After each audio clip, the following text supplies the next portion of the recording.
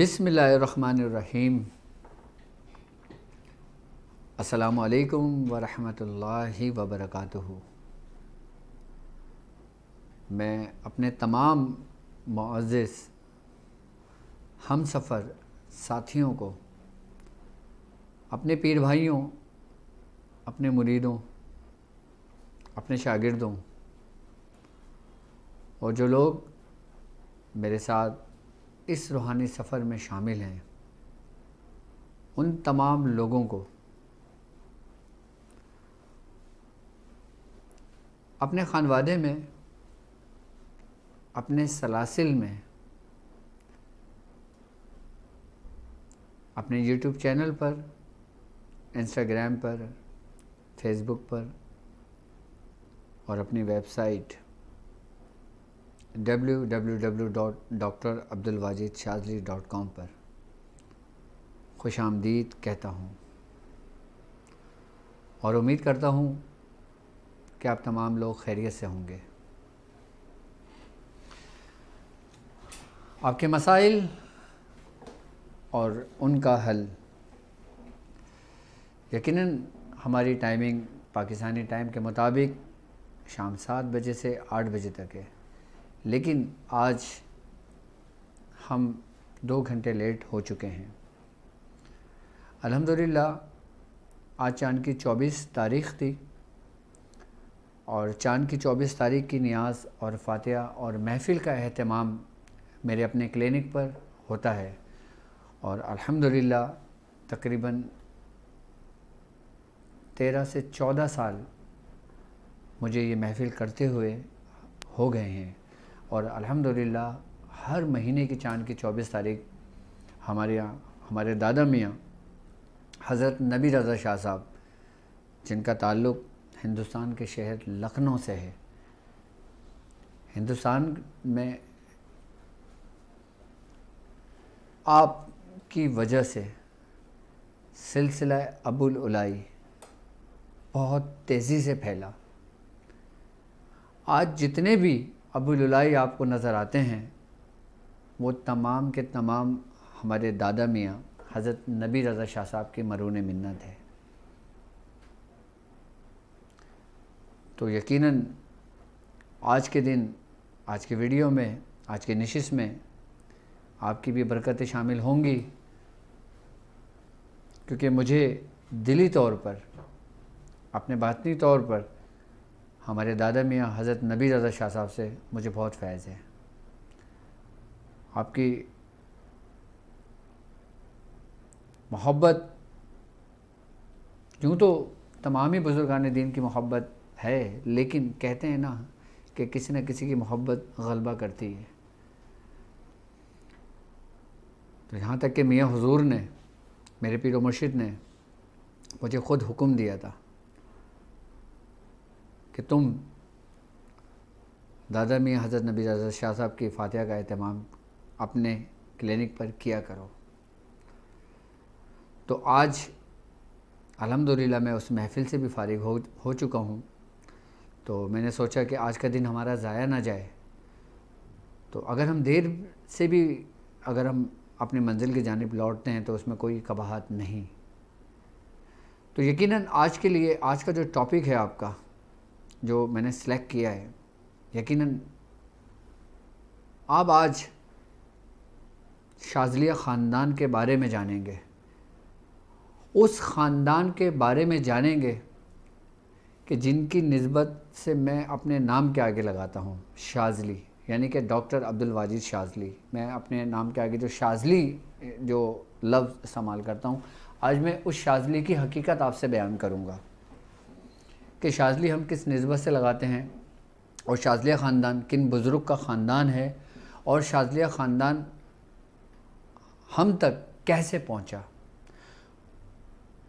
और हज़रत सैयदना शेख अबुल हसन शाज़ली ये कौन बुज़ुर्ग हैं, आपका ताल्लुक़ कहाँ से है, आपके हालात ज़िंदगी क्या थे, आपने किस तरह मेहनत करी थी, किस तरह रियाज़त की थी, किन किन चीज़ों पर आपने रियाज़त करी थी और आपको क्या इसमें आज़म तालीम हुआ था और दुआए हिज़्बुल बहर की हकीकत क्या है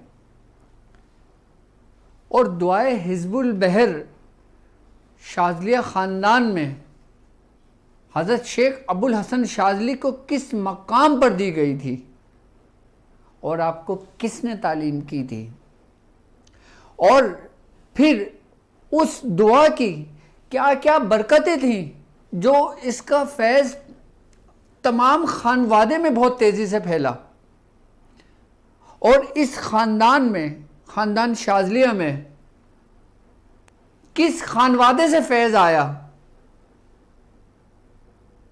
कि जिसने इस फैज़ को दुनिया भर में रोशन कर दिया,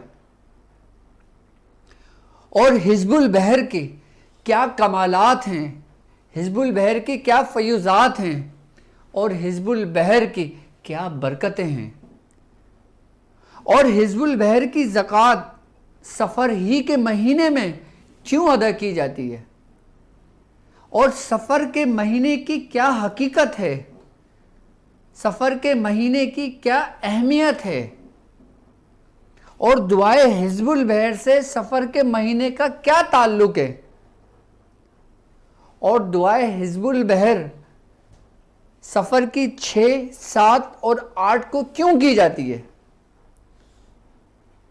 और दुआए हिज़्बुल बहर की ज़कात की जो तादाद है 360, उसकी क्या हिकमत है, इसकी तादाद 360 बार ही क्यों पढ़ी जाती है, और किन किन बुज़ुर्गों ने इसकी ज़कात 360 बार पढ़ी और फिर उसके बारे में क्या फरमाया कि 360 बार ही क्यों पढ़ी जाती है। क्या 360 इसके हुरूफ हैं, क्या 360 इसके आदाद हैं, क्या 360 इसमें आयतें हैं, या 360 में इसकी कोई तासीर है।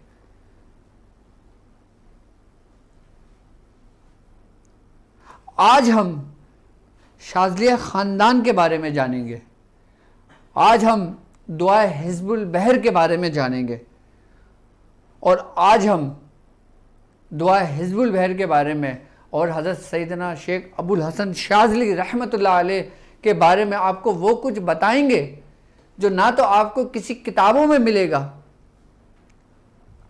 और ना आपने इससे पहले ये बातें सुनी होंगी या आपने जानी होंगी। आप अक्सर बुजुर्गान दीन की सवाने हयात उठाकर पढ़ें, उसमें हज़रत सैयदना शेख अबुल हसन शाज़ली रहमतुल्लाह अलैह की जहाँ बात आती है वहाँ पे सिर्फ़ एक सफ़ा मौजूद होता है कि जिसमें सिर्फ़ आपका नाम होता है, कि आपकी जाए पैदाइश होती है, या आपके मुख्तसर से हालात होते हैं। इससे ज़्यादा कुछ भी नहीं मिलता। ना आपके बेटों के बारे में मिलता है, ना आपकी बेटियों के बारे में मिलता है, ना आपके बारे में कोई तफसीली बात मिलती है।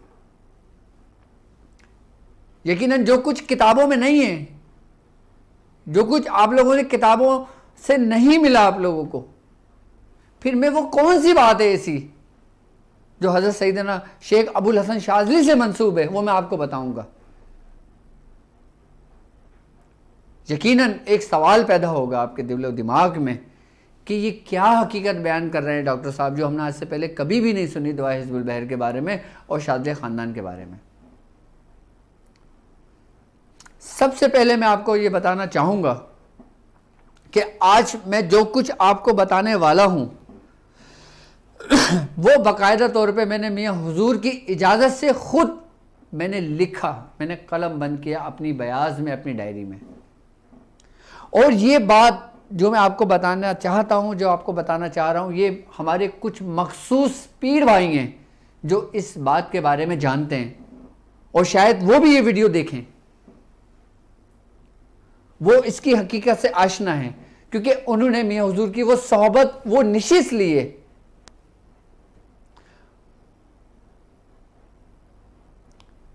मैं आपको आज वो बातें तालीम करूँगा। सबसे पहले मैं आपको ये बताना चाहूँगा कि हज़रत अबुल हसन शाज़ली के बारे में हमारे पास इतनी डिटेल कहाँ से आई।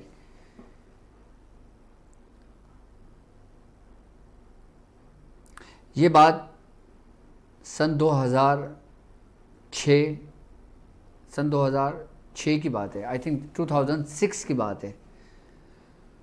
तो शाम का वक्त था, मियाँ हुजूर अपने दवाखाने पर थे और मैं उस वक़्त मियाँ हुज़ूर के करीब था।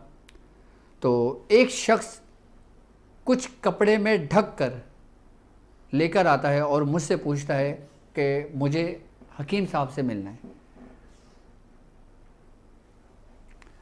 तो मैंने उस शख्स से कहा, मैंने कहा आप थोड़ा सा यहाँ सब्र करें, यहाँ पे मरीज़ों का रश ज़्यादा है, जैसे मरीज़ कम होते हैं तो मैं इंशाअल्लाह ताला आपसे मियाँ हुज़ूर की मुलाकात करवा देता हूँ। वो शख्स सब्र करने के लिए अपनी निशिस्त पे बैठा। मैं मियाँ हुज़ूर के करीब गया। मैंने मियाँ हुज़ूर से कहा कि एक शख्स आया है और वो शख्स कुछ लेकर आया और वो आपसे अकेले में मिलना चाहता है। तो मियाँ हुज़ूर ने फरमाया कि तुम उनको फ़ौरन भेजो। तो मैंने उस शख्स को कहा कि आपको मियाँ हुज़ूर अंदर तलब फरमा रहे हैं। वो शख्स वो अमानत उठाया और उसने मियाँ हुज़ूर के पास गया। मियाँ हुज़ूर से उसकी नशिस्त हुई, उसने मियाँ हुज़ूर को कुछ दिया, उसके बाद वो शख्स चला गया। मियाँ हुज़ूर ने मुझे आवाज़ दी, मैं मियाँ हुज़ूर के करीब गया। मियाँ हुज़ूर ने मुझे कहा कि तुम इसको मेरे कमरे में रख दो जहाँ मैं पढ़ाई पर बैठता हूँ, और उस कमरे को लॉक कर देना कि उस कमरे में कोई ना जाए। उस वक़्त बाकी हमारे तमाम भाई थे, वो सब छोटे छोटे से थे, उनका बचपना था, कोई 6 साल का, कोई 5 साल का, कोई 2 साल का, कोई 1 साल का, और कोई 10-12 साल के। जब मैंने वो चीज़ वहाँ ले जाकर रख दी, ये बात मैं आपको इसका पसे मंज़र बता रहा हूँ कि अबुल हसन शाज़ली के बारे में मैं फिर आपके बारे में खुल के कहूँगा और उनके बारे में हकीकत आपसे बयान करूँगा। फिर जब रात मियाँ हुज़ूर वहाँ से फ़ारिग होकर आए तो मियाँ हुज़ूर ने सबसे पहले वो चीज़ की ज़ियारत मुझे करवाई। वो क्या था? वो था चिराग शाही। हमारे ख़ानदान को वो चिराग शाही अता हुआ जो शाज़लिया ख़ानदान के शाज़लिया ख़ानदान के हिस्से में आया था। कहते हैं कि शाज़लिया ख़ानदान का मरकज़ जिस जगह होता है वहाँ पे वो चिराग शाही मौजूद होता है। आज भी मियाँ हुज़ूर के पास वो चिराग शाही मौजूद है। सबसे पहले मैंने उसकी ज़ियारत की, उस चिराग शाही की, और उसके साथ साथ मियाँ हुज़ूर के पास एक उनको बयाज़ भी मिली। तो मैंने पूछा मियाँ हुज़ूर ये क्या है? तो मियाँ हुज़ूर ने फरमाया कि जिनके पास ये थी अमानत, जो साहिब ड्यूटी थे, उनका विसाल हो गया है, और विसाल होने के बाद इन्होंने अपने बेटों को ये हुक्म दिया कि ये मेरी अमानतें और ये मेरी सामान लेकर हकीम तारिक अहमद कादरी के सुपुर्द कर दो जाकर। तो उनके साहबजादे, मैं नाम नहीं लेना चाहूँगा क्योंकि मुझे मियाँ हुज़ूर ने उस वक़्त मना किया था, आज से 10-12 साल पहले। मुझे नाम भी अच्छी तरीके से याद है।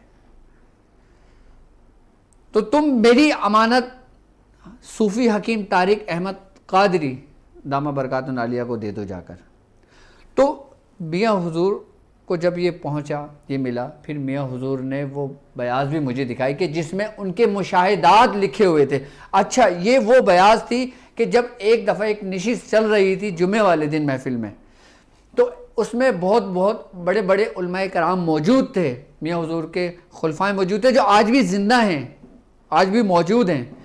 तो मैंने उस बयाज़ का मियाँ हुज़ूर से ज़िक्र किया, मैंने उस चिराग शाही का ज़िक्र किया, ताकि मियाँ हुज़ूर, कुछ ख़ास लोग थे, मियाँ हुज़ूर खुल के उसके बारे में बताएं। तो फिर मियाँ हुज़ूर ने उसके बारे में थोड़ा बहुत बताया, इतना खुलकर नहीं बताया जितना खुलकर मियाँ हुज़ूर ने मुझे तन्हाई में बताया था, कि उसमें उन बुज़ुर्गों ने बाकायदा तौर पे अपने मुशाहिदात लिखे हुए थे, और वो मुशाहिदात हज़रत सैयदना शेख अबुल हसन शाज़ली के ज़िंदगी पर थे। तो मियाँ हुज़ूर ने मुझे इसकी इजाज़त दी थी कि तुम इसको तहरीर कर लो अपने पास। तो मैंने वो तहरीर कर लिया था अपने पास। तो उसके अंदर बहुत तमाम बातें कुछ ऐसी थी जो मीडिया पे करने की नहीं है सामने, लेकिन जो आपके हालात ज़िंदगी हैं, जो बुजुर्गान दीन के हालात ज़िंदगी गुजरते हैं, मैं उसके बारे में आपको ज़रूर बताऊंगा। और ये भी बताऊंगा कि हज़रत सैयदना शेख अबुल हसन शाज़ली रहमतुल्लाह अलैह, कि आपकी ये अमानत हम तक जो पहुंची वो इन्हीं बुजुर्ग के तुफ़ैल भेज पहुंची। अच्छा, जब ये तमाम बातें मियाँ हुज़ूर ने मुझे खुलकर बताई, जब वो तमाम मुशाहिदात मैंने अपनी आँखों से पढ़े, वो तमाम मुशाहिदात मैंने अपनी आँखों से देखे, फिर पढ़ने के बाद फिर मैंने अपनी आँखों से मियाँ हुज़ूर की सोहबत में बहुत कुछ देखा, तो फिर मुझ पर शाज़लिया रंग गालिब आया। और ऐसा रंग गालिब आया, ऐसा रंग गालिब आया कि फिर शाज़लिया का नाम फिर मैंने अपने नाम के आगे लगाया। और दुआए हिज़्बुल बहर का अमल हमारे सिलसिले में मियाँ हुजूर के बाद सबसे पहले मियाँ हुजूर ने इसका अमल मुझे कराया था। यानी कि सन 2001 की बात है, या सन 2000 की बात है, या 2002 की बात है। उस वक़्त जब मेरा इब्तिदाई दौर था और तमाम उलमाए कराम का और तमाम जितने भी मियाँ हुजूर के साथ जो नशिस्तों में जो लोग मंसूब होते हैं, ये सिलसिला हमारा शुरू हुआ था सन 2007 के बाद, जब हज़रत मुफ्ती अबू बकर सिद्दीक साहब को, जो शेखुल हदीस हैं, उनको खिलाफत इजाज़त हुई थी 2007 में, और उनसे एक साल पहले 2006 में मुझे खिलाफत इजाज़त हो चुकी थी। उस वक़्त फिर उलमाए कराम का सिलसिला शुरू हो गया था। फिर दुआए हिज़्बुल बहर बहुत तेज़ी से, इस पर मुफ्ती अबू बकर साहब ने बड़ी रियाजत की, इस पर बड़ी मेहनत की, अपने तमाम शागिर्दों को मुफ्ती अबू बकर साहब ने, और बाकायदा तौर पर अपने मुरीदों को, अपने शागिर्दों को इस पर रियाजतें करवाईं। वहाँ से फिर उलमाए कराम का सिलसिला हमारे खानवादे से शुरू हुआ। उधर भी फैज़ जो है ना, वो भी मियाँ हुजूर ही का फैज़ है। आज जो कुछ भी सोशल मीडिया पे जितने भी लोग दुआ हिज़्बुल बहर के ख़त्म करवाते हैं ना, वो तमाम का फैज़ ही मियाँ हुजूर की जानिब से आता है, उन्हीं की इजाज़तों से वो चलता है। अच्छा, दुआए हिज़्बुल बहर के बारे में मियाँ हुजूर ने कब तफसीलन खुल के बताना शुरू किया? जब हमारे पीर भाई अल्लामा यूसुफ साहब, अल्लाह ताला उनसे राज़ी हो, बहुत नफीस इंसान है, और उनके हज़ारों की तादाद में तकरीबन उलमाए कराम मौजूद हैं, बहुत शागिर्द मौजूद हैं उनके, जो आज के दौर में उलमा हैं।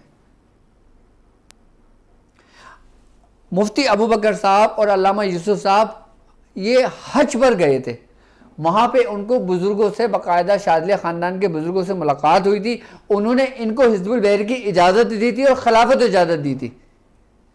तो वहाँ से जब मुफ्ती यूसुफ साहब को भी खिलाफत इजाज़त हुई थी, दुआ हिज़्बुल बहर की इजाज़त हुई थी, तो अल्लामा यूसुफ साहब हमारे रिश्तेदार भी हैं। फिर वो मियाँ हुजूर के पास आए थे, इन्होंने भी दुआ हिज़्बुल बहर के बारे में मियाँ हुजूर को बताया कि मुझे फ़लाँ बुज़ुर्ग से इसकी इजाज़त हुई है। फिर मियाँ हुजूर ने बताया कि मैंने इसका चिल्ला वाजिद को कराया था। फिर अल्लामा यूसुफ साहब, मुफ्ती यूसुफ साहब और मेरी फिर आपस में बहुत अंडरस्टैंडिंग हो गई थी, और जो अल्हम्दुलिल्लाह आज तक कायम है। हम दोनों के दरमियान बड़ी राज और नियाज की बातें। तो फिर मियाँ हुजूर ने दुआए हिज़्बुल बहर के तरीक़ेकार और उसकी बातनी तफसीरें समझाई। उस वक़्त जो मियाँ हुजूर ने तफसीर बयान की, आज मैं वो बताऊंगा आपको उसके बारे में। तो यहां से हमारे खानवादे में उलमाए कराम के ज़रिए हिज़्बुल बहर का फैज़ जारी हुआ। सन 2006 की बात है ये।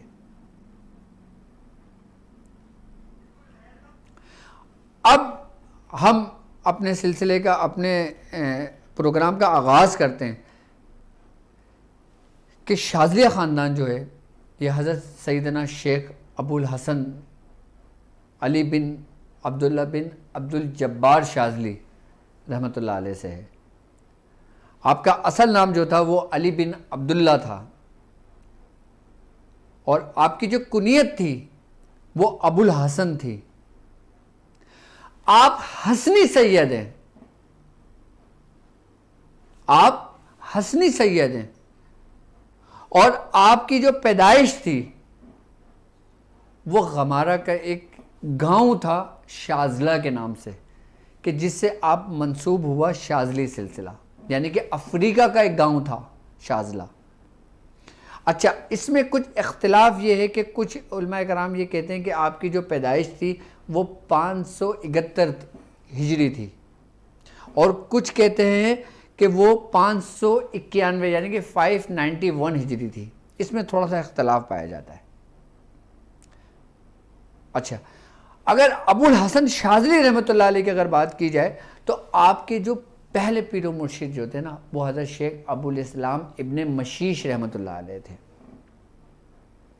आपने हज़रत शेख अबुल इस्लाम इब्न मशीश के हाथ पे बैत की थी अपने इब्तिदाई वक्त में, अपने इब्तिदाई हाल में। हज़रत शेख अबुल इस्लाम इब्न मशीश को 2 बुजुर्गों से खिलाफत व इजाज़त थी। एक आपको खिलाफत व इजाज़त थी ख़ानदान कादरिया की, जिनका नाम है हज़रत शेख अबू मदीन मगरिबी रहमतुल्लाह अलैह, जो हज़रत सैयदना शेख अब्दुल कादिर जिलानी रज़ियल्लाहु ताला अन्हु के खलीफा थे। और एक आपको खिलाफत व इजाज़त हुई थी हज़रत शेख अब्दुल रहमान अत्तार से, हज़रत शेख अब्दुल रहमान अत्तार से। हज़रत शेख अब्दुल रहमान अत्तार को जो खिलाफत व इजाज़त थी वो हज़रत सैयदना शेख अब्दुल कादिर जिलानी रज़ियल्लाहु ताला अन्हु से थी। ख़ानदान कादरिया शाज़िलिया यूँ कहलाया कि यहाँ पे हज़रत सैयदना शेख अब्दुल रहमान अत्तार से खानवादा कादरिया का फैज़ शामिल हुआ।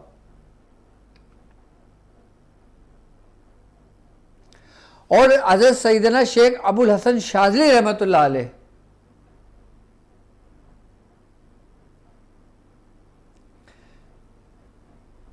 आपके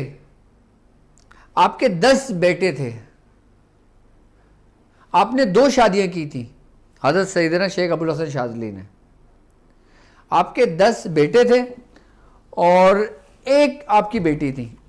आपके जो 10 बेटे थे उनका जो नाम है, सबसे बड़े बेटे जो थे उनका नाम था हज़रत शेख कासिम शाज़िली। अच्छा, आपकी उम्र 26 साल की हुई थी, आप हाफिज़ कुरान थे।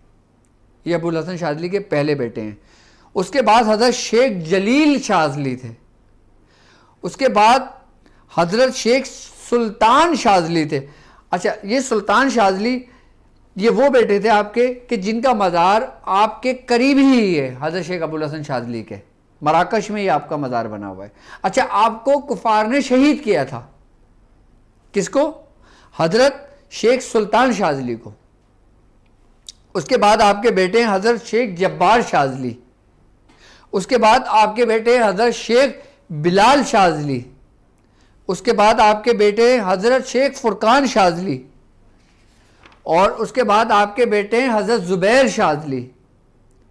उसके बाद आपके बेटे हैं हज़रत शेख साद शाज़िली।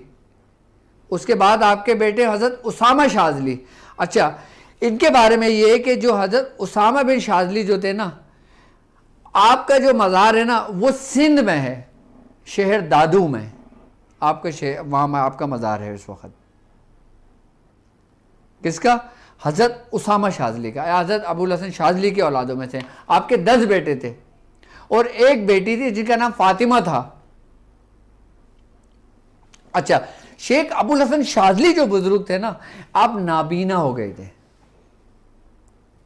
आपने अपने इब्तिदाई वक्त में जब दीन की तबलीग की थी, जब आपने मसाहिब उठाए इस्लाम के खातिर, सिलसिले के खातिर, दीन के खातिर, उस वक़्त कुफ़ारों ने गरम गरम लोहे की सलाखें आपकी आंखों में पेविस्ता कर दी थी, जिसकी वजह से आपकी बिनाई चली गई थी ज़ाहिरी।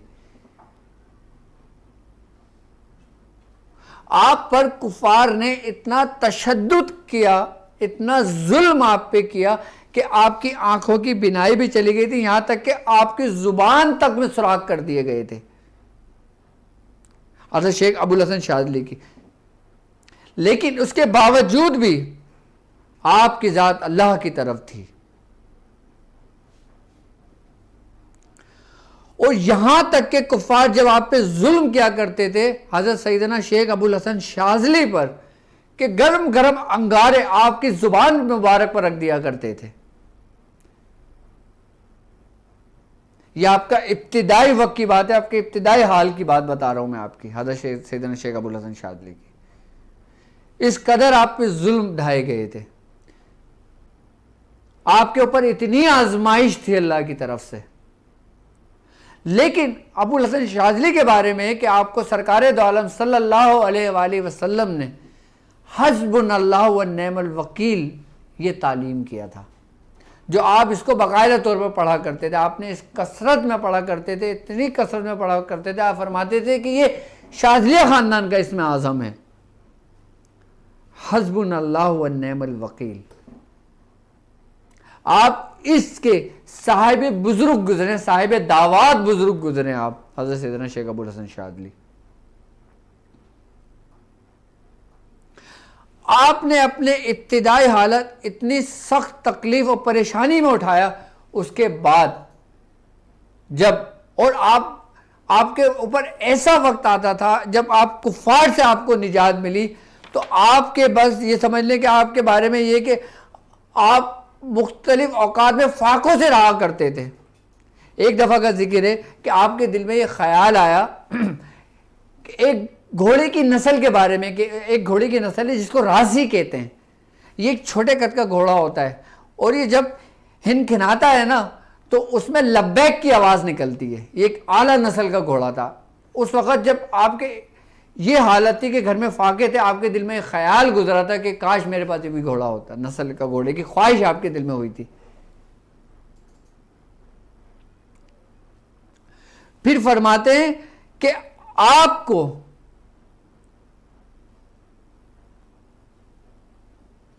हज के दौरान फिर ये इल्हाम हुआ आपको कि तुम्हें हज करना चाहिए, तुम्हें हज पे जाना चाहिए।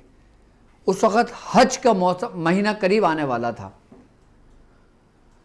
तो जब आपने हज की तैयारी की तो पता लगा कि काहिरा से हज के लिए पानी का जहाज़ रवाना हो चुका है। तो आपने कहा कोई बात नहीं, कोई ऐसा जहाज़ देखो कि हम हज कर सकें, हम उस हुक्म को पूरा कर सकें। तो हज़रत सैयदना शेख अबुल हसन शाज़ली के जो साथी थे, जब उन्होंने जहाज़ की तलाश की तो एक ईसाई कप्तान का जहाज़ आपको मिला। तो उस ईसाई कप्तान जो था फिर वो आपके लश्कर को लेकर हज के लिए रवाना हुआ, काहिरा से जद्दा तक के सफ़र के लिए। तो जब काहिरा से सफ़र शुरू किया आपने तो तूफ़ान की जद ने आपको घेर लिया और तूफ़ान इस शिद्दत का था कि ऐसा लगता था कि पूरी नाव उलट जाएगी। तो ईसाई कप्तान ने लंगर छोड़ दिए थे, उस जहाज़ को वहीं ब्लॉक कर दिया था और ईसाई कप्तान ने कहा था कि अब हम आगे का सफ़र नहीं कर सकते, कि जिसमें हज़रत शेख सैयदना शेख अबुल हसन शाज़ली रहमतुल्लाह अलैह आप बहुत दिल बर्दाश्ता हुए। और इस हालत में बाज़ कहते हैं कि आप सो गए, आपकी आंख लग गई। तो ख्वाब की हालत में हज़रत सैयदना सरकार दो आलम सल्लल्लाहु अलैहि वसल्लम की ज़ियारत हुई। फिर आपने हज़रत सैयदना शेख अबुल हसन शाज़ली रहमतुल्लाह अलैह को जगाया और कहा, ए अबुल हसन उठो, तुम इन कलमात को दोहराओ, इस दुआ को दोहराओ जो मैं पढ़ता हूँ। अच्छा इसमें भी अख्तलाफ है। बाज़ बुजुर्ग फरमाते हैं कि हज़रत सैयदना शेख अबुल हसन शाज़ली रहमतुल्लाह अलैह को दुआए हिज़्बुल बहर ज़ाहिरी हालत में बनफ्सा नफीस तोहफे में दी गई। अच्छा बाज़ फरमाते हैं कि आपको ख्वाब की हालत में तालीम की गई। जब हज़रत सरकार दो आलम सल्लल्लाहु अलैहि वसल्लम ने आपको दुआ हिज़्बुल बहर उस हालत में तालीम की कि जब तूफ़ान अपने पूरे ज़ोर उरूज पर था, इसमें कुछ शक नहीं कि वो जहाज़, वो तूफ़ान जो ना नाव को ले डूबे। जब आपने दुआ हिज़्बुल बहर अपने जब दोहराई, जब आपने दुआ हिज़्बुल बहर पढ़ी, पढ़ने के बाद आपने उस कप्तान को कहा कि तुम लंगर को उठा दो अब, कि अब हम मंजिल की जानिब सफ़र करेंगे अपना। तो ईसाई कप्तान ने कहा कि हवा का दबाव इस कदर है कि अगर हमने लंगर को उठाया तो ये वापस लौटेगी कश्ती काहिरा की तरफ। तो आपने कहा तुम लंगर उठा दो। तो ईसाई कप्तान ने जब लंगर उठाया तो इस दुआ हिज़्बुल बहर की बरकत से कश्ती अपने मंजिल की जानिब सफ़र करने लगी। ये था दुआ हिज़्बुल बहर का पस मंज़र जो आपको दुआ तालीम की गई थी कि एक ऐसे वक्त में जब आप मुसीबत में मुब्तला थे, जब आप तूफ़ान की जर्द में थे, जब आपको को तूफ़ानों ने घेर लिया था, जब कोई रास्ता नहीं था, तब आपने दुआ हिज़्बुल बहर पढ़ी और आपको रास्ता बिल्कुल मिलता चला गया। यहां तक कि ये वाकया, ये मामला देखकर जो ईसाई कप्तान था, उसके जो बेटा था वो देखकर मुसलमान हो गया, लेकिन ईसाई कप्तान मुसलमान नहीं हुआ था। जब सफर चल रहा था उसकी आंख लग गई और उसने उस ख्वाब में देखा कि हज़रत सैयदना शेख अबुल हसन शाज़ली अपने कुछ लोगों के साथ जन्नत में दाखिल हो रहे हैं, कि जिसमें उसके बेटा भी है और वो भी चलने लगा। तो फरिश्तों ने इस ईसाई कप्तान को रोक लिया कि नहीं, तुम नहीं जा सकते, क्योंकि तुम अभी इस नेमत से दूर हो कि जो नेमतें तुम्हारे बेटे को मिली हैं। जैसी कप्तान की आंख खुली, उसने उसी वक्त कलमा पढ़ गया, वो मुसलमान हो गया।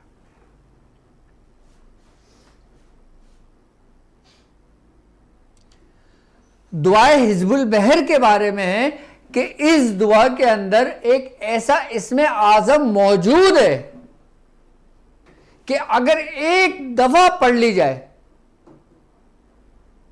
इसमें कोई शक नहीं कि किसी भी किस्म की मसाहिब, वबाएं, बलाएं, मुसीबतें हों, वो एक दफा पढ़ने से ही दूर हो जाएं। जादू को अगर देखा जाए तो जादू भी एक बला का नाम है। अगर शयातीन को देखा जाए तो शयातीन भी एक वबा का नाम है। और अगर नजर बद को देखा जाए तो यह भी एक वबाओं में से एक वबा है। जो लोग हिज़्बुल बहर का एहतमाम करते हैं, जो लोग हिज़्बुल बहर पढ़ते हैं, वो इन तमाम वबाओं से, बलाओं से, मुसीबतों से दूर रहते हैं। यहां तक के कहते हैं, मैंने तो इसमें तो बहुत कुछ लिखा हुआ है, ये तो पूरी एक बयाज है, लेकिन इसके बारे में अगर मैं पूरी जो मैंने लिखा है मैंने तो मुख्तसर बताया। अगर इसके बारे में तफसीली बताना शुरू कर दूं तो ये वक्त भी बहुत मुख्तसर, बहुत कम हो जाएगा। तो मैं अब हज़रत सैयदना शेख अबुल हसन शाज़ली के हालात ज़िंदगी तो आपने सुन लिए कि आपने किस तरह मसाहिब और किस तरह आपने मुश्किलात का वक्त गुजारा। उसके बाद आपको जाकर दुआ हिज़्बुल बहर का तोहफ़ा मिला जो इस उम्मत के लिए था। और इसमें मज़ीद बातें तो मैंने आपको नहीं बताई जो एक राज, एक पोशीदा हैं, लेकिन अब मैं दुआ हिज़्बुल बहर के बारे में बताता हूँ आपको कि दुआ हिज़्बुल बहर जो हम सफ़र के महीने में करते हैं। सफ़र ही के महीने में क्यों करते हैं हम दुआ हिज़्बुल बहर? अच्छा, पहले तो एक कॉन्सेप्ट लोगों का ये है कि लोग समझते हैं कि सफ़र का महीना जो ना ये मनहूस होता है। ऐसा हरगिज़ नहीं है, कोई महीना भी मनहूस नहीं होता। अच्छा, दौरे जहालत के अंदर इसको समझा जाता था मनहूस। अच्छा, दौरे जहालत में मनहूस इसको इसीलिए समझा जाता था कि सफ़र का महीना ये वो महीना है जिसके बारे में बुजुर्गान दीन फरमाते हैं कि पूरे साल के अंदर आसमान से 10,80,000 बलाएं ज़मीन पर नाजिल होती हैं, कि जिसमें से सिर्फ सफ़र के महीने में जो बलाएं नाजिल होती है उनकी तादाद 9,20,000 है। 9,20,000 है। अच्छा, सफ़र के महीने में ये ज़रूर है, बुजुर्गान दीन फरमाते हैं कि सफ़र के महीने में अल्लाह अपने बंदों पर आजमाइश डालता है, और जो आजमाइश के काबिल होते हैं वो अपने दोस्तों को आजमाता है। अच्छा, सफ़र के महीने में सज़ा भी होती है और आजमाइश भी होती है। सज़ा कुफारों के लिए होती है जो बलाओं वबाओं की सूरत में होती है। आजमाइश मोमिनीन के लिए होती है, मुसलमानों के लिए होती है। अच्छा, दौरे जहालत में इसको इसीलिए मनहूस समझा जाता था कि हज़रत आदम अलैहिस्सलाम को भी जन्नत से, जब आपसे जो लर्जिश हुई थी, आपको जब जन्नत से निकाला गया था तो वो सफ़र का महीना था। कहते हैं बुजुर्गान दीन कि जब हजरत इब्राहिम अलैहिस्सलाम को जब आग में डाला गया था तो उस वक्त भी सफर का महीना था। बुजुर्गान दीन फरमाते हैं कि काबिल ने जब हाबिल का कत्ल किया था तो वो भी सफर का महीना था। यहां तक फरमाते हैं कि हजरत अय्यूब अलैहिस्सलाम को जो बीमारी लगी थी एक आजमाइश की सूरत में, वो भी सफर के महीने में लगी थी। यहां तक फरमाते हैं कि याकूब अलैहिस्सलाम के जो बेटे हजरत यूसुफ अलैहिस्सलाम, आपको जो कुएं में आपके भाइयों ने जो छोड़ा था वो भी सफर का महीना था। आपके औलादों ने आपको जो दगा किया था वो भी सफर का महीना था हजरत याकूब अलैहिस्सलाम को। और यहां तक बुजुर्गान दीन फरमाते हैं कि हजरत ज़िक्रिया अलैहिस्सलाम पे जब आरा चला था इनकी कौम ने जो आरा चलाया था आप पर, तो वो भी सफर का महीना था। हजरत यूनुस अलैहिस्सलाम को जब मछली के पेट में जब कैद हुए थे, जिस दिन आपको कैद किया था, जब मछली के पेट में आप दाखिल हुए थे, वो सफर का महीना था।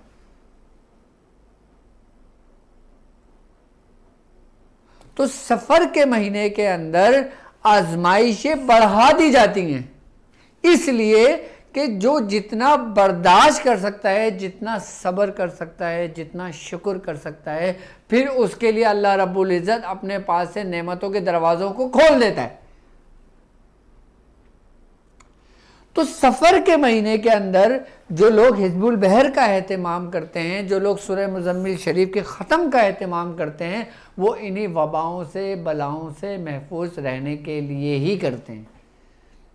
क्योंकि यही दुआ मांगनी चाहिए बुजुर्गों को, यही दुआ हम लोगों को मांगनी चाहिए कि बारी ताला हम कमज़ोर हैं, हम आजमाइश के काबिल नहीं हैं,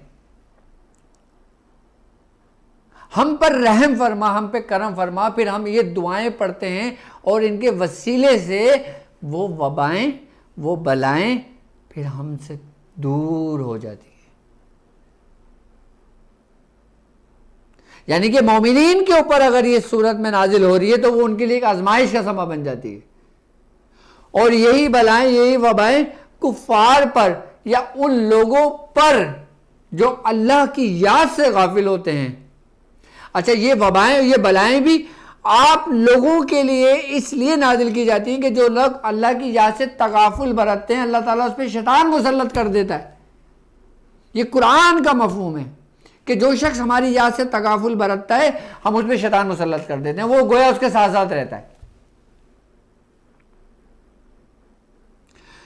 यानी कि जो लोग अल्लाह की याद से गाफिल हो चुके होते हैं, जो अपने रास्ते से भटक चुके होते हैं,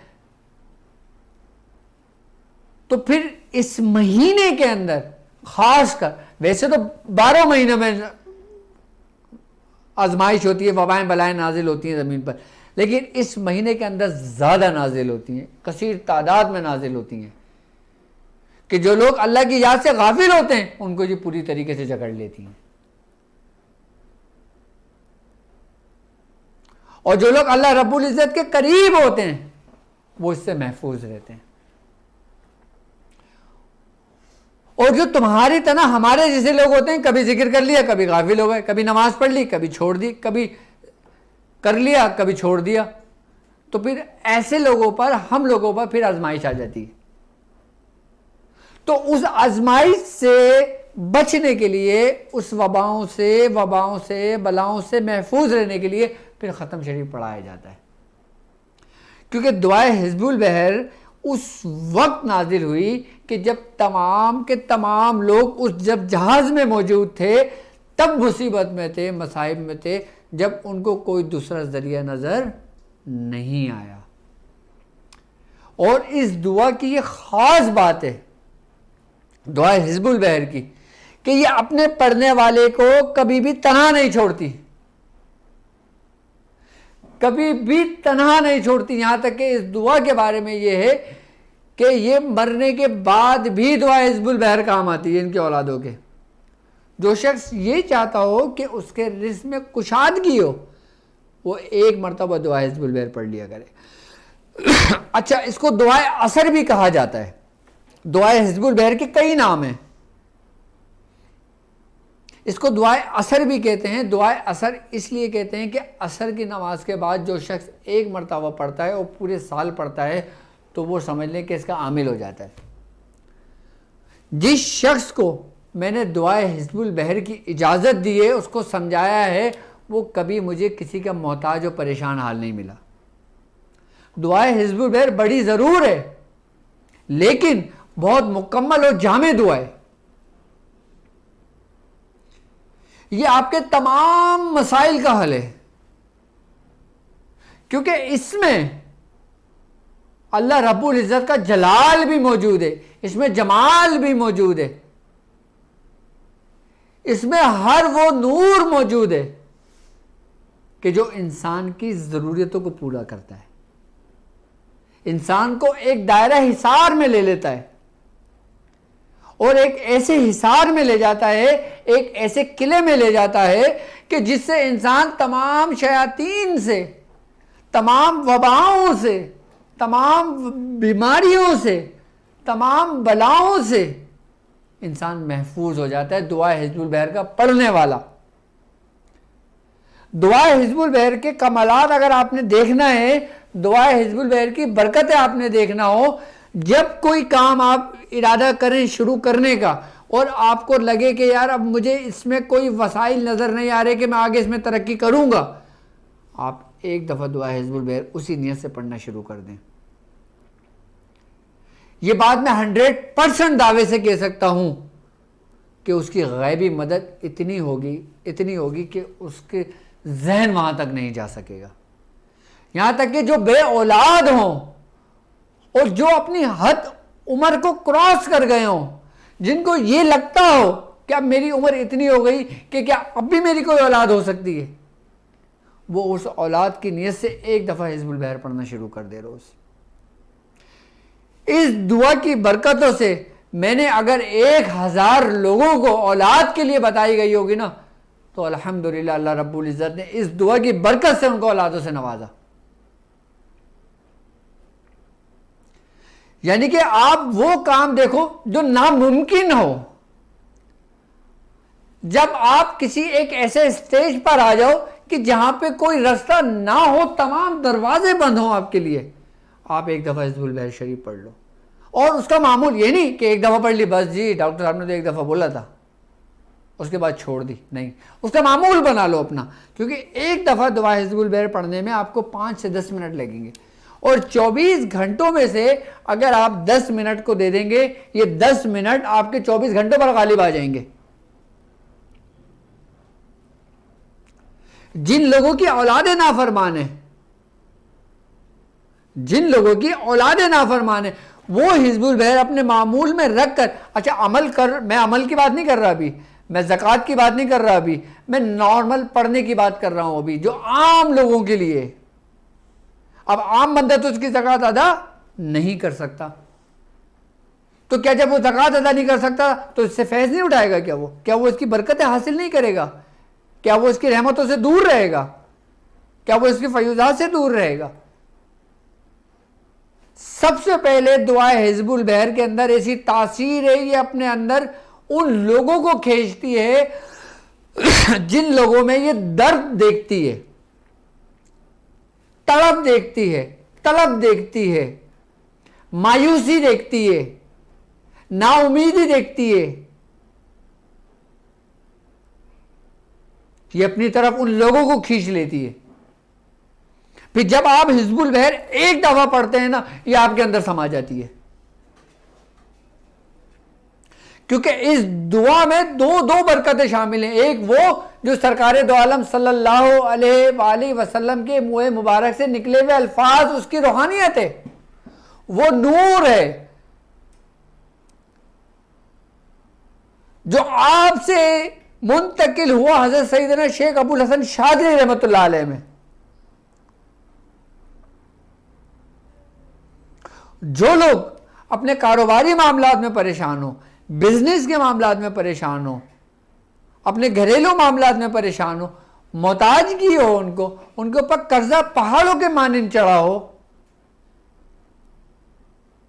आप अपने मामूल में सिर्फ एक दफ़ा, मैं ये नहीं कहता कि 360 पढ़ो, आप सिर्फ एक मरतबा रोज़ाना।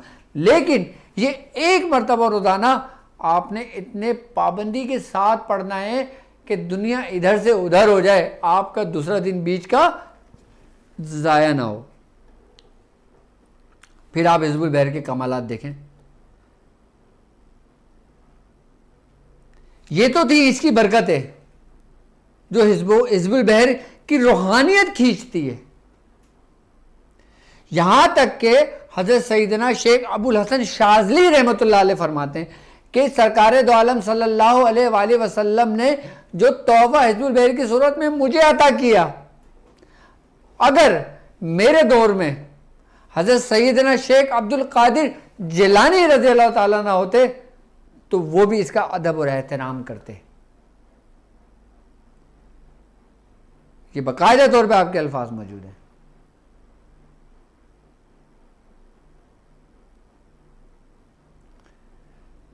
जिस तरह हर खानवादे का इसमें आज़म होता है, जिस तरह हर सलासिल में एक रीढ़ की हड्डी होती है जिसे कहते हैं, यानी कि बैकबोन जिसे कहते हैं, जो पूरी कुव्वत और ताकत और पूरा तसर्रुफ रखती है, इसी तरीके से शाज़लिया ख़ानदान की दुआ हिज़्बुल बहर है। जैसे ख़ानदान कादरिया की चहल काफ है,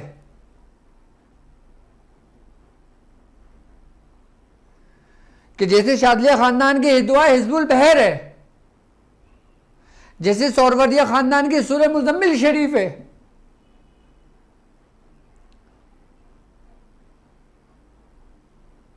जी बिल्कुल इसी तरतीब और इसी तरीके से दुआ हिज़्बुल बहर है। अच्छा, दुआ हिज़्बुल बहर की 360 की तादाद जो अदा की जाती है वो इसलिए की जाती है। अच्छा, इसमें मुख्तलिफ बुज़ुर्गों की मुख्तलिफ राय हैं, लेकिन मैं आपको वो बात बताता हूँ जो हम तक हमारे बुज़ुर्गों से पहुँची है। 360 की जो तादाद पढ़ी जाती है ना, वो इस निस्बत से पढ़ी जाती है कि सरकार दो आलम सल्लल्लाहु अलैहि वसल्लम का फरमान है। आपने फरमाया कि इंसान के जिस्म में 360 जोड़ हैं, यानी कि जॉइंट हैं, और इंसान को उनका सदका देना चाहिए। फरमाया मुस्कुराना भी सदका है, किसी को पानी पिलाना भी सदका है, किसी की मदद करना भी सदका है, किसी के रास्ते से पत्थर हटा देना भी सदका है। आई बात समझ में?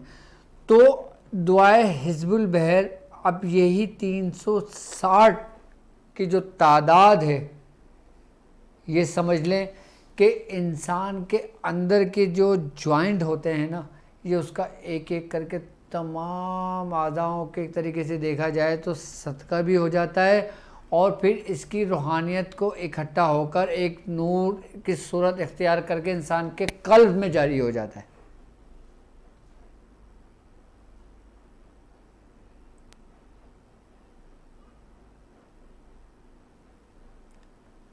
तीन 360 की जो तादाद है, यानी कि 120 120 120 करते हैं।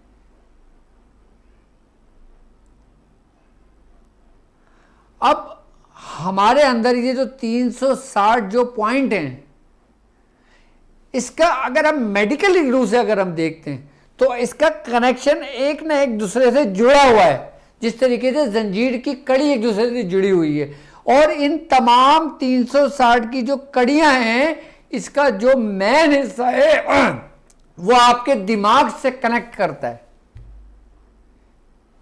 कि जिससे रूहानियत में बेदार होने की बहुत बड़ी एक तासीर मौजूद होती है उसमें।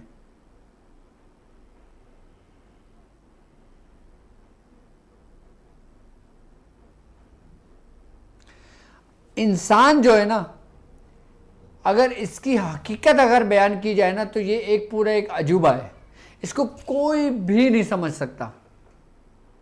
इसके सर के बाल से लेके पैर के नाखून तक हर चीज में एक राज मौजूद है, हर चीज में एक राज मौजूद है। इसमें नहीं समझ सकते। अच्छा, कुछ लोग लताइफ के जरिए अपने अंदर के आज़ा को जगाते हैं, उसको बेदार करते हैं। लेकिन अभी हम हिजबुल बहर पर हैं, और ये 360 की तादाद के बारे में बुजुर्गान दीन फरमाते हैं कि जब आप एक दफ़ा हिजबुल बहर पढ़ते हो तो उसका असर आपके एक जॉइंट पर होता है, और जब इसी तरीके से आप 360 की तादाद को मुकम्मल करते हो तो एक जंजीर के मानिंद एक कड़ी बनती चली जाती है, और ये आपके अपने मन को रोशन कर देती है पूरा, कि जिससे इसको हिजबुल बहर की रूहानियत हासिल हो जाती है।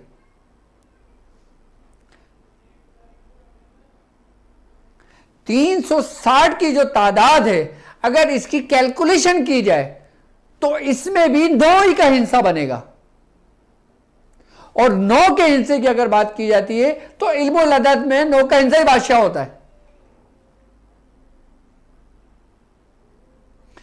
अब लोग हिजबुल बहर के जरिए अपना पूरा सलूक भी तय कर सकते हैं 360 की तादाद से, अगर उसको समझते हैं तो।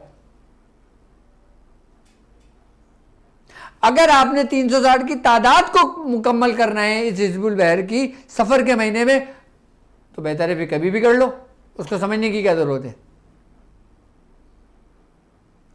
मैं फिर आप लोगों से कहता हूं कि कोई भी इस्म, कोई भी दुआ, कोई भी सूरत का अमल करने से पहले उसकी हकीकत को जान लो कि ये करने से हमको क्या फायदा होगा।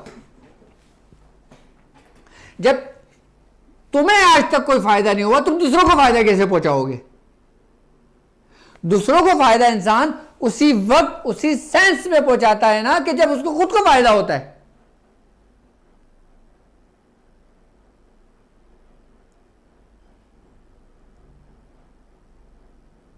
हिजबुल बहर की जो 3 दिन की ज़कात होती है, ये इतनी सख्त होती है कि अगर इसमें आपसे कोई लर्जिश हो जाती है ना तो लेने के देने पड़ जाते हैं। लोग इस बात को नहीं समझते। हर बंदा आपको सोशल मीडिया पे हिजबुल बहर की ज़कात अदा करता हुआ दिखाई देगा।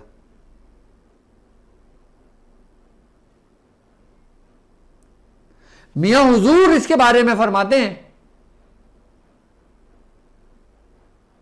मियां हुजूर फरमाते हैं कि दुआए हिजबुल बहर खाली 3 दिन में कर लो ना आप, तो ये पूरे साल आपके पास इसकी रूहानियत ऐसे खड़ी रहेगी कि जैसे वो इंतजार करे कि मेरा आमिल मुझसे कहे, मुझसे जुबान से कोई अल्फाज निकालो, मैं उसको पूरा कर दूं। और अल्हम्दुलिल्लाह, अल्हम्दुलिल्लाह सुम्मा अल्हम्दुलिल्लाह, मियां हुजूर तकरीबन कमो बेश दुआ हिजबुल बहर की बाकायदा एहतमाम करवाते हैं।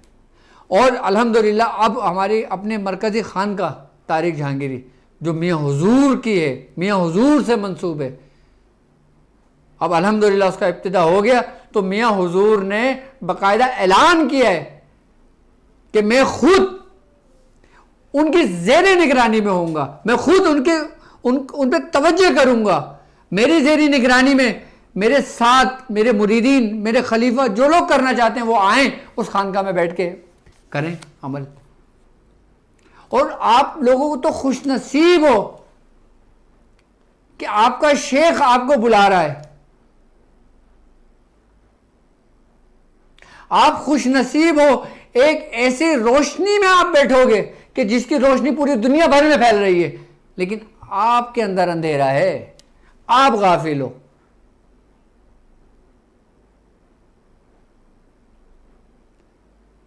मियां हुजूर अभी से नहीं करवा रहे, मियां हुजूर शुरू से इब्तिदा से करवा रहे हैं, लेकिन अपने करीब नहीं बिठवाते। मियां हुजूर अपनी जगह पे नहीं बिठाते किसी को, कहते हैं तरीक़ेकार समझा के इजाज़तें दे देते हैं, और उनकी इजाज़त होते थे लोग पूरे सिलसिले चला रहे होते हैं। इस दफ़ा मियां हुजूर ने खुद एहतमाम किया है कि ये लोग मेरी ज़ेरी निगरानी में ये चिल्ला करेंगे हमारी मरकज़ी खानका में। कितने खुश नसीब लोग होंगे वो, कि जिसके अंदर आपको लम्हा लम्हा वक्त हर चीज आपको तालीम की जाएगी।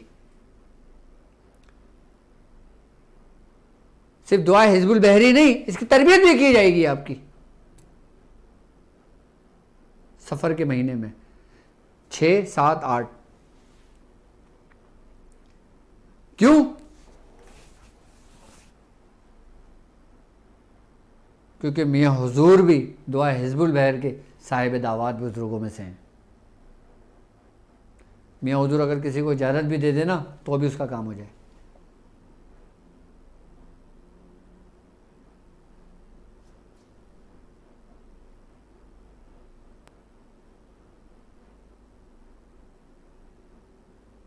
ये है दुआ हिज़्बुल बहर, इसकी तासीर, इसकी क़ुव्वत। और दुआ हिज़्बुल बहर, इसके अमाल के तरीके बाकायदा पूरी पूरी बुकें लिखी हैं, तरीके कार लिखे हैं। और जो लोग 3 दिन में ज़कात अदा करते हैं, किसी साहिब इजाज़त, साहिब नज़र, मेरी नज़र में मियाँ हुजूर से बेहतर कोई भी नहीं है इस वक्त में।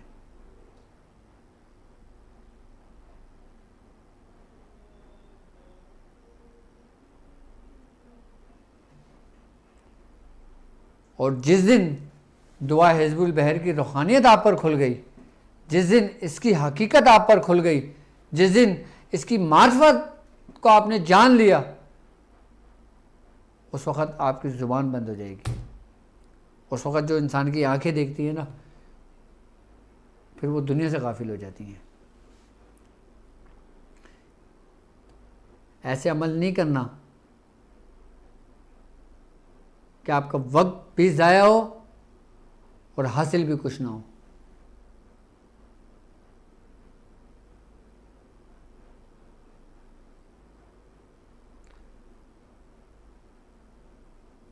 लेकिन मैं चाहता हूँ मेरे साथ जो लोग इस रूहानी सफ़र में शामिल हैं, जो एक पूरा सूरह कुरैश का लश्कर है, वो अपने मामूल में सिर्फ़ एक बार हिज़्बुल बहर अपने मामूल में रख लें। आप यकीन करेंगे कि आपको किसी दूसरी चीज़ की ज़रूरत नहीं पड़ेगी। हिज़्बुल बहर को भी आप नहीं समझते, लाओ मुझे मोबाइल देना, आप इसको नहीं समझते।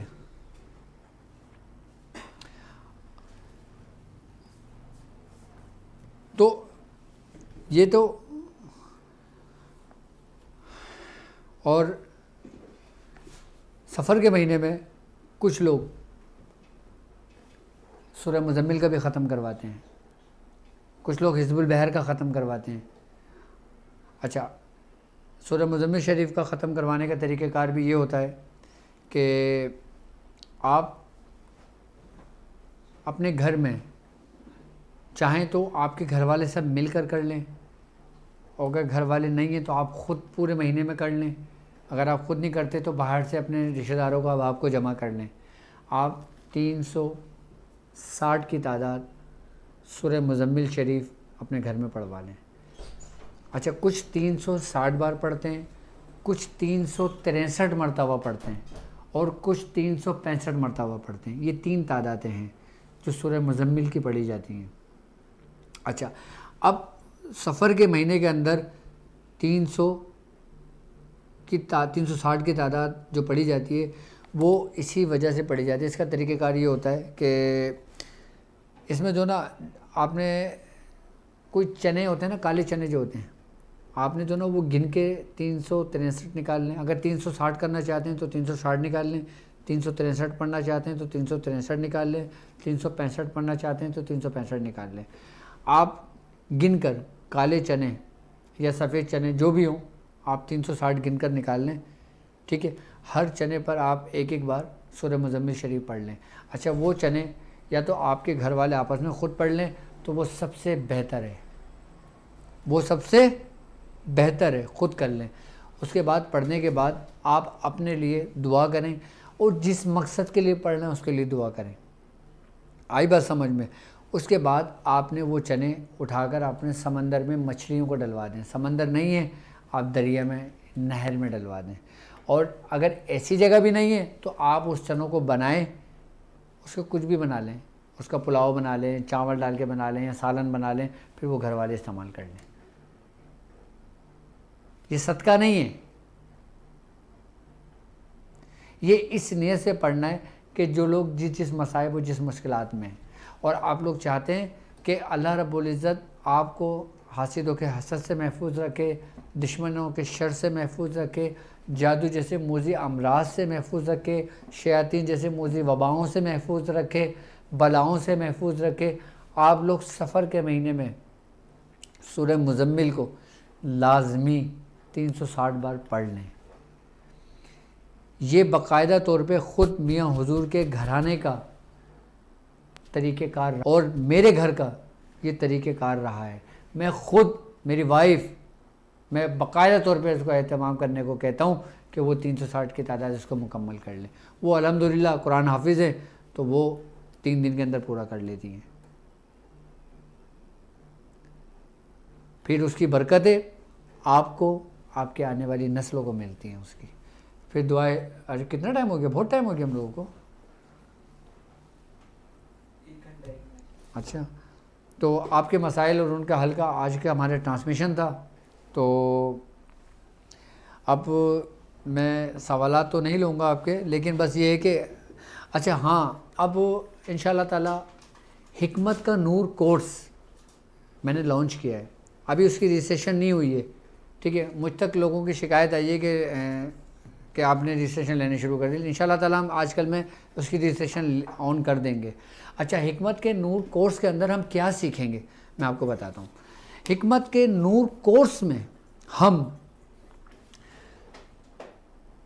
उन अज्जाओं के ज़रिए कि जो हमारे घर के अंदर मौजूद हैं, जो हमारे किचन के अंदर मौजूद हैं, हम उससे इलाज के तरीक़ेकार समझेंगे और उससे बीमारियों का इलाज करेंगे। यानी कि जिस्मानी बीमारियों के बारे में मैं समझाऊंगा, बताऊंगा कि अच्छा कुछ बीमारी ऐसी होती है जो जादू के ज़रिए इंसान का जिस्म मुतासिर कर देती हैं। हम जादू का अवतार कर देते हैं, इलाज कर लेते हैं, उसको जादू से तो फ़ायदा हो जाता है, लेकिन जिस्म के अंदर जो नुक्स रह गया ना, उसको ख़त्म करने के लिए जो अज्जाओं का इस्तेमाल होगा ना, फिर उसके तरीक़ेकार मैं आपको समझाऊँगा। उसमें बाकायदा तौर पर ख़ुद अपने सामने वो अज्जा रख कर दवाएँ बनाने के आपको तरीक़ेकार समझाऊँगा, सिखाऊँगा कि हमने अगर आधी रात को अगर घर के अंदर कोई मुसीबत आ जाती है, अल्लाह ना करे, किसी को कोई दिल की तकलीफ़ हो जाती है, किसी का कोई ब्लड प्रेशर शूट कर जाता है, किसी की कोई शुगर बढ़ जाती है, किसी की कोई शुगर डाउन हो जाती है, किसी के साथ कोई ऐसा मसला हो जाता है कि जैसे प्रेग्नेंट औरत के साथ मसाइल होते हैं,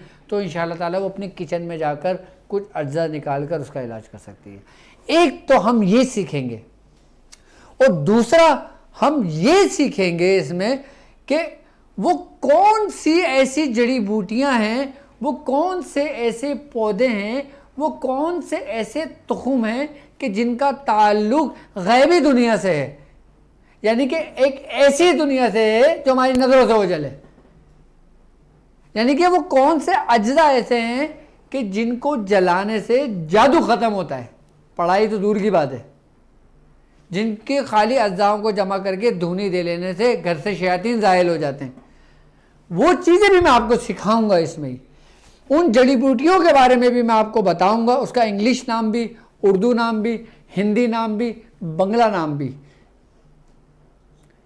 कि कौन सी जड़ी बूटी का ताल्लुक किस जादू से है और कौन से सिफिलियात करने वाले जादूगर कौन कौन सी जड़ी बूटियों का इस्तेमाल करते हैं और जादू जड़ी बूटियों के ज़रिए कौन सा जादू किया जाता है। तो आपने देखा होगा ना कि विच क्राफ्ट जो जादू है कि उसके अंदर बाकायदा जड़ी बूटियों का इस्तेमाल किया जाता है। वो कौन सी जड़ी बूटियाँ हैं, वो हम सीखेंगे इसमें। और हमारी रूहानियत की दुनिया के अंदर किन किन तुख़ुम का इस्तेमाल हम बतौर रूहानियत को हासिल करने के लिए करते हैं। और जैसे हरमल, एक मैं छोटी सी मिसाल देता हूँ, जैसे हरमल है जिसको काला दाना कहते हैं, जिसको अक्सर अमूमन घरों में धुनी दी जाती है। अब मैं इसकी रूहानियत में इसका मकाम बताऊंगा कि रूहानियत से इसका क्या ताल्लुक़ है, हरमल का खाली, और ज़ाहिरी तौर पे हम इससे क्या फ़ायदा हासिल कर सकते हैं और बातनी तौर पे हम इसका क्या फ़ायदा हासिल कर सकते हैं। जैसे इसके बारे में है कि सरकार दो आलम सल्लल्लाहु अलैहि वसल्लम का फरमान है कि हरमल का जो पौधा होता है, इसके हर पौधे के अंदर फरिश्ते मौजूद होते हैं, इसके हर तुख़ुम में फरिश्ते मौजूद होते हैं। इसके हर अज्जा में फरिश्ते मौजूद होते हैं, यहाँ तक कि जिस जगह हरमल का पौधा होता है उस ज़मीन तक में उसके फरिश्ते मौजूद होते हैं जो उस घर की पूरे उसकी मुहाफ़िज़ होते हैं। आपने सुना है ना कि लोग काले दाने की धुनी देते हैं, हरमल की धुनी देते हैं, बिना कुछ पढ़े धुनी देते हैं। क्यों देते हैं भाई धुनी? इसकी हकीकत यही है कि वो जो मुहाफ़िज़ फ़रिश्ते होते हैं ना, फिर वो उस घर की हिफाजत करते हैं कि जब वो उन फरिश्तों का ज़हूर उस घर के अंदर होता है तो उस घर से शैतान निकल जाते हैं। अब ये तो एक हरमल का मैंने आपको बताया है। अच्छा, मैं जो भी कुछ जड़ी बूटियों के बारे में आपको बताऊंगा उसकी रूहानियत की तासीर बताऊंगा, या तो मैं हदीस से बयान करूंगा या फिर मैं अपनी रूहानियत और अपने बुजुर्गों के मुशाहिदात से बयान करूंगा उसको। लेकिन इसमें जब आप ये कुछ सीखेंगे ना, फिर रूहानियत और जिस्मानी, मैं चाहता हूं कि आप एक बेहतरीन मौलिद बन जाएं। और हमने इसकी कोई फ़ीस इतनी हाई फाई फ़ीस नहीं रखी है, हमने इसकी फ़ीस इतनी मुनासिब रखी है कि ज़्यादा से ज़्यादा लोग इसमें एंट्री कर सकते हैं। और एक बात याद रखना कि हिकमत के नूर की रजिस्ट्रेशन जो ना सिर्फ़ और सिर्फ मेरी वेबसाइट पर होगी। यहाँ तक कि अगर कोई मेरी टीम का मेंबर भी कहता है ना कि लाओ मैं तुम्हारी रजिस्ट्रेशन करा दूँ, इसमें आप पैसे जमा करा दें, तो वो भी झूठा है, वो भी झूठ बोल रहा है, उसका मेरे से कोई ताल्लुक नहीं है। मेरी अपनी टीम के लोगों की मैं बात कर रहा हूँ, मैं दूसरों की बात नहीं कर रहा आपसे, क्योंकि मेरी टीम के लोगों को ये इख्तियार ही नहीं है कि वो लोगों से पैसे लें। आप वेबसाइट पर जाएंगे www.drabdulwajidshazli.com पर, वहाँ पे आप रजिस्ट्रेशन कराएंगे, वहाँ से आपको ऑर्डर आईडी मिलेगी, वहाँ से आपको इनरोल नंबर मिलेगा, वहाँ से आपकी इनवाइस मिलेगी, वहाँ से आपको रिसीविंग मिलेगी, वहीं पर आपकी क्लास होगी। इसमें कितने लेक्चर होंगे, कितनी क्लासेस होंगी, ये सब कुछ शेड्यूल आपको मैं इंशाल्लाह बताऊंगा। और मैं खुद टाइम दूंगा आपको, मैं खुद सिखाऊंगा आपको हिकमत का नूर।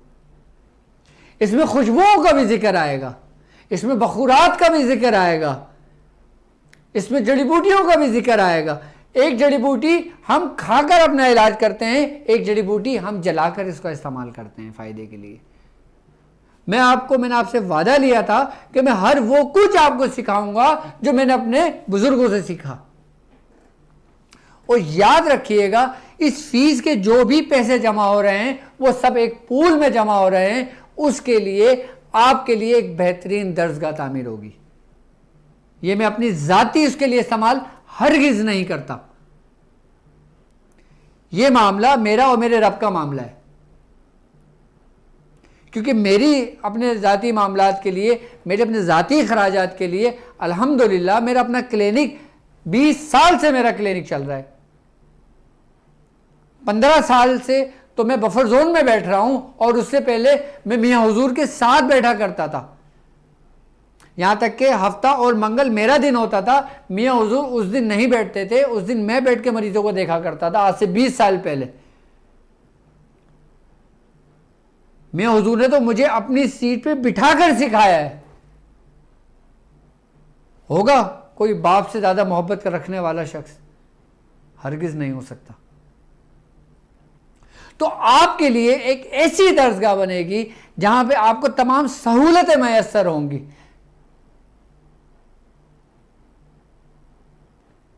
और इसमें जिस कंट्री से भी लोग रजिस्ट्रेशन कराना चाहें, मैंने मुख्तलिफ अपनी टीम मेंबर्स की ड्यूटी लगाई है बाकायदा, लेकिन सबकी रजिस्ट्रेशन वेबसाइट पर होगी।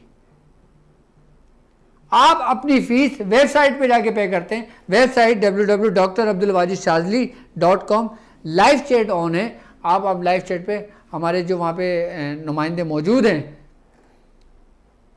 आप उनसे बात कर सकते हैं, उनसे पूछ सकते हैं, वो सब कुछ आपको समझाएंगे, बताएंगे, आपको डिटेल देंगे। आपको 24 घंटे हमारी वेबसाइट पे लाइव चैट आप लोगों के लिए ऑन है। आप उसमें अपनी रजिस्ट्रेशन करवा सकते हैं, आप अपनी रजिस्ट्रेशन करवा सकते हैं। और सिर्फ पाकिस्तानी 2000 फीस है, यानी कि सिर्फ 2000 रुपये महीना फीस एक बंदे की महीने की रखी गई है। 2000 रुपये महीना पाकिस्तानी। इसलिए कि इसमें ज़्यादा से ज़्यादा इस हल्के के अंदर लोग शामिल हो जाएं, कि जो लोग मुझसे नाराज़ थे कि आप हमें ताक हीलिंग में हम नहीं कर सकते, हम अफोर्ड नहीं कर सकते। तो मैंने उनसे वादा किया था कि मैं उन लोगों को भी तनहा नहीं छोड़ूंगा, मैं अकेला उनको नहीं छोड़ूंगा, मैं आप लोगों को कभी भी तनहा नहीं छोड़ूंगा। तो आप लोगों की सहूलत के लिए फिर मैंने ये हिकमत का नूर आप लोगों के लिए कोर्स रखा। अच्छा, ताक हीलिंग में हम हीलिंग सीख रहे हैं, उसके बाद हम रूहानियत पे आए, हम रूहानियत सीख रहे हैं, रूहानियत पे जाएंगे, हम अमलियात पे जाएंगे। लेकिन इसमें आप हिकमत के नूर में हम वो कुछ सीखेंगे जो हमारी नज़रों से ओझल है। मैं आपको हिकमत के नूर के अंदर ऐसे ऐसे असाइनमेंट आपको बना के दूंगा, आपको ऐसा सिलेबस बना के दूंगा कि जो आपने सुना भी नहीं होगा। अरे हजरत, ये भी इल्म होता है क्या? हमने तो नहीं सुना। अब सुने नहीं, अब प्रैक्टिकली करें, अप्लाई करें। अभी आपको खुशबुओं के सफ़र में भी चलना है, इसमें बखुरात के सफ़र में भी आपने चलना है, हिकमत के सफ़र में भी आपने चलना है, और रोशनियों के सफ़र में भी आपको चलना है, रंगों के सफ़र में भी आपने चलना है। किस रंग का ताल्लुक किस बीमारी से, इसमें हम आगे जाके वो कुछ भी बयान करेंगे कि अगर आप किसी मर्ज में मुब्तला हैं, आप उस रंग के कपड़े पहन लें, आपकी 50% बीमारी दूर हो जाती है। एक्सेप्ट करता है दिमाग आपका? नहीं करता ना। मैं प्रैक्टिकली आपको समझाऊंगा। जिस तरह सब्ज रंग देखने से आपकी आंखों को ठंडक महसूस होती है, क्यों होती है भाई? क्यों सुकून मिलता है सब्ज रंग देखने से? इसका मतलब है कि उस सब्ज रंग को आपके दिमाग ने एक्सेप्ट करा हुआ है। सारे रंग हमारे अपने अंदर मौजूद हैं, लेकिन हम उन रंगों से गाफिल हैं। अच्छा, हर अंधेरे की मौत रोशनी होती है, हर बीमारी की मौत उसका रंग होता है। जिस तरह मैं अपनी तमाम वीडियोस में कहता हूं कि बीमारियों की भी शक्लें होती हैं बाकायदा तौर पर, उनके रंग होते हैं बाकायदा तौर पर, और एक रंग दूसरे रंग जब मिलता है तो कौन सा रंग बन के गालिब होता है जो उसको खत्म कर देता है? साईं, अभी आप लोग इस उलूम तक नहीं पहुंच सकोगे जो हमने अपने बुजुर्गों की जूतियां सीधी करी हैं। हमने अपना वक्त ज़ाया नहीं किया, हमने अपने बुजुर्गों से, अपने पीरो मुर्शिद से हर लम्हे हर वक्त कुछ ना कुछ सीखा और उसको अप्लाई किया। इंशाअल्लाह हिकमत के नूर में आपको बहुत कुछ सीखने को मिलेगा। तो आप लोग अपने वेबसाइट पे जाके उसकी रजिस्ट्रेशन भी करा सकते हैं, लाइव चैट पे भी बात कर सकते हैं आप। तो आज मैं आप लोगों से माज़रत चाहूँगा उन लोगों के जो मुझसे बात करना चाहते हैं अपने मसाइल के लिए। तो मैं इंशाअल्लाह ताला फिर, अरे हाँ, अब जुमरात को तो इंशाअल्लाह ताला देखें मेरा रूहानी दौरा शुरू होने वाला है, तो इंशाअल्लाह हफ्ता इतवार इंशाअल्लाह ताला, ठीक है, वो मैं आपको बता दूंगा फिर इंशाअल्लाह। तो अब मुझे इजाज़त दीजिए इस बात पे। अच्छा, पहले एक बात और सुन लें कि मेरे पास कमेंट्स के अंदर सिर्फ इजाज़तों के कमेंट्स आते हैं। मेरी तरफ से इजाज़त है, आम इजाज़त है हिज़्बुल बहर की। आप एक मरतबा हिज़्बुल बहर की इजाज़त पढ़ लें, मामूल में रख लें अपने। और जो लोग हिज़्बुल बहर का चिल्ला करना चाहते हैं वो 120 मरतबा 3 दिन हिज़्बुल बहर की ज़कात अदा कर लेते हैं। और तरीके के लिए आप हमारे जो टेलीग्राम चैनल है, जो ग्रुप है, वहाँ पूछ सकते हैं। और जो लोग पाकिस्तान में मौजूद हैं और जो लोग कराची में मौजूद हैं, जो लोग पाकिस्तान में मौजूद हैं, जो लोग कराची में मौजूद हैं, वो हमारे मरकज़ में, मरकज़ तारिक जहांगीरी जो मियाँ हुजूर का है, जो मियाँ हुजूर के ज़ेरे निगरानी चल रहा है, उसमें मियाँ हुजूर ने बाकायदा एहतमाम रखा है हिज़्बुल बहर के उसका। तो आप लोग जो अगर कराची में रहते हैं तो वहाँ पर आके आप हिज़्बुल बहर की ज़कात को अदा कर सकते हैं। और मैं भी अपनी पूरी कोशिश करूँगा कि मैं भी वहाँ पे मौजूद हूँ। और बाकी जो लोग पाकिस्तान से बाहर हैं, हिंदुस्तान से बाहर हैं, दुनिया भर में कहीं हों, और जो वहाँ पे हिज़्बुल बहर की ज़कात अदा करना चाहें तो फिर वो मुझसे पर्सनल में रब्ता कर सकते हैं, मेरे टेलीग्राम ग्रुप में रब्ता कर सकते हैं और चैनल पर रब्ता कर सकते हैं। ठीक है, और अब मुझे इजाज़त दीजिए इस बात पे कि आप अपना बहुत ख्याल रखेंगे। अस्सलामु अलैकुम वरहमतुल्लाहि वबरकातुहू।